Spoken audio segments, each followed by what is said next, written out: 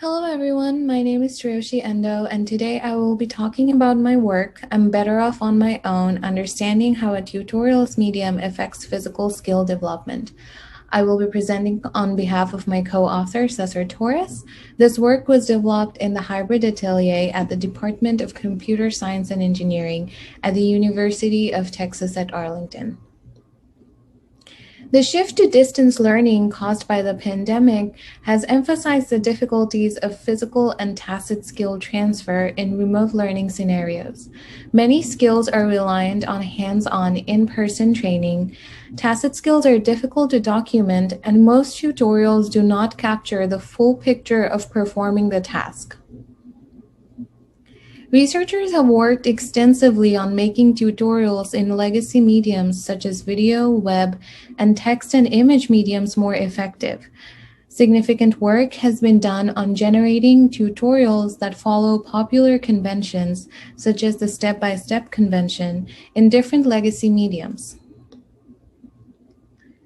However, tutorial mediums are evolving, and new mediums provide new affordances that makes the adoption of legacy medium conventions difficult or ineffective.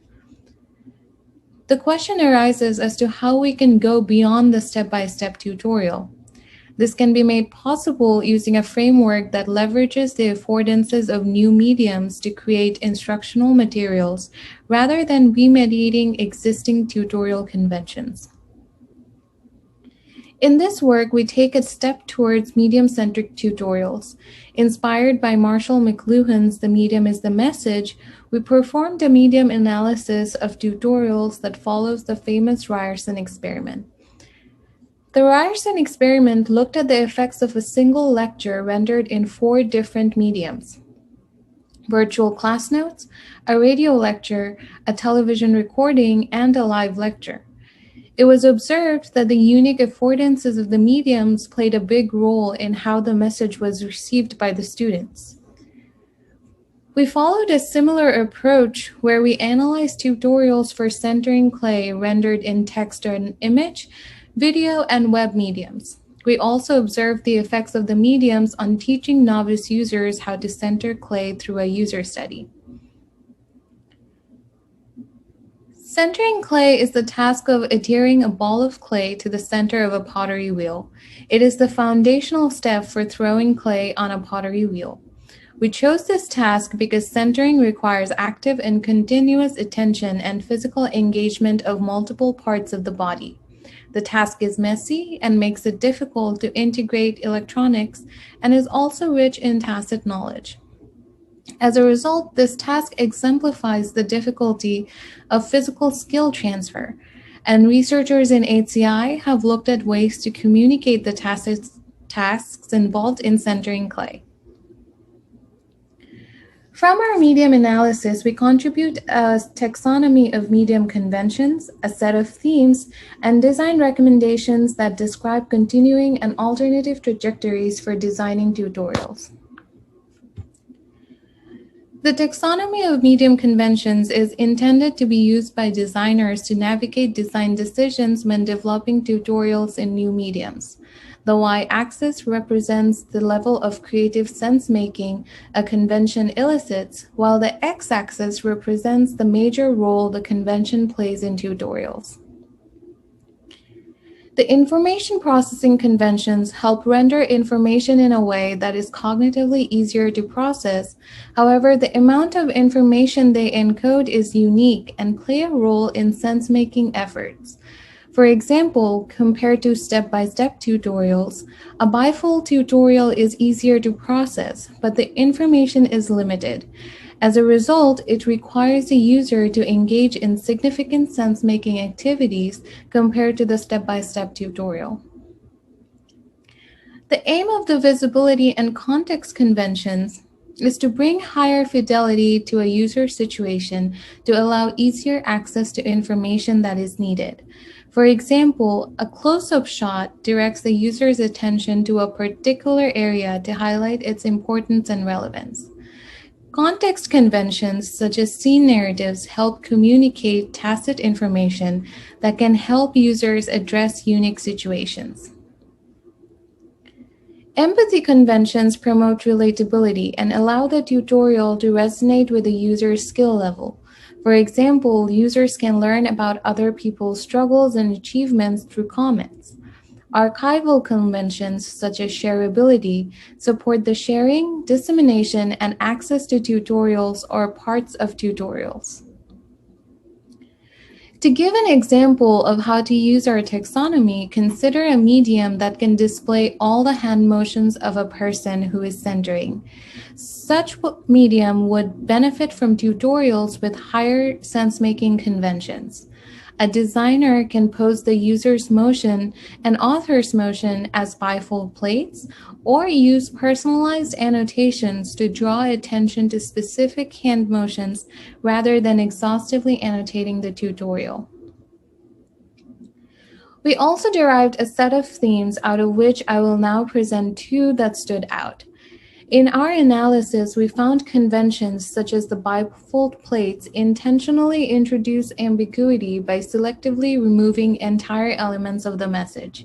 Users were encouraged to use their intuition when following the high sense-making tutorial and approach centering in a trial and error fashion.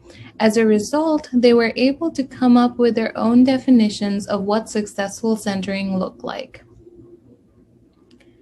We encountered instances where tutorial authors encourage learners to center with minimum peripheral distractions to amplify the sense of touch and facilitate a haptic conversation with the clay. This was often achieved through conventions such as blur and focus and close-up. Our users often relied on their haptic perception to guide their actions. One user stopped the video tutorial and focused on the task instead. Upon asking why he stopped the tutorial, the user said, "I'm better off on my own." I will now be going through our design recommendations for creating tutorials in new mediums. This recommendation suggests that a tutorial should convey the potential actions of a task and their boundaries of operation to encourage an open-ended construction of knowledge. For example, new sensor-based wearable technologies are often used to give feedback regarding correct or incorrect hand positions. An alternative constructionist learning approach would be to communicate the bounds of pressure to apply to help the learner develop a mental model of how clay reacts to pressure. We found that humanizing the narrator and dissolving the illusion of the artistic genius invites greater agency and attention to the part of the learner. This can be done by visualizing failures and imperfections. As a grounding example, patination of user activity, such as encoding the view history of a video tutorial, can inform new viewers on what to expect, while providing opportunities for the author to add personalized annotations to provide additional context. Tutorials themselves can distract the learner from having a reflective conversation with the material and disrupt workflows. We recommend that tutorials attempt to foreground the material-based interactions instead. Tutorials can use blur and focus to reduce peripheral noise, do slow motion and close-up shots in video-based mediums. In audio-based mediums, the clay sounds can be amplified using microphones.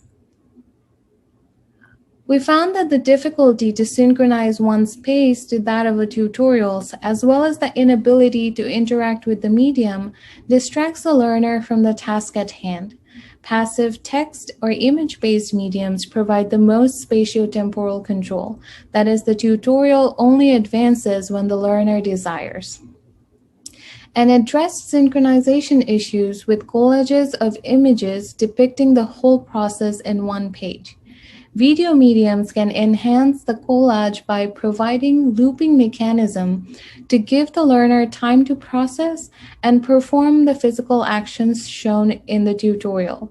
We hope that using these design recommendations, more tutorials can be designed to be more medium-centric that can leverage the affordances of the new mediums. I would like to thank the users who participated in our study, the members of the Hybrid Atelier Lab, and the anonymous reviewers for their insightful feedback. Thank you for listening to me. I hope you have a great day.